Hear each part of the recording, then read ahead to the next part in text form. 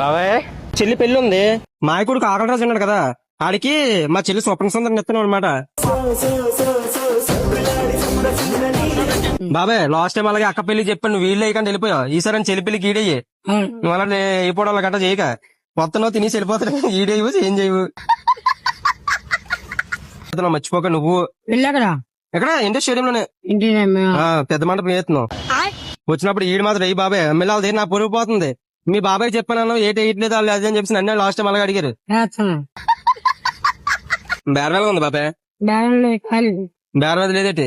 ఇంక బేరం లేకపోతే నువ్వు వీడియోసీలో లేవే. ఎవరు ఎవరిది? అమ్మాయి అబ్బాయి అబ్బాయిదా?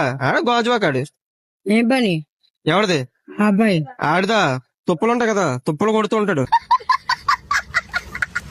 దీనికి ఇది చెప్తూనే ఉన్నాం మేము, చేసుకోక ఆడు ఏటి ఆ తుప్పలు కొడుతుండే ఆడు ఎందుకే మనకంటే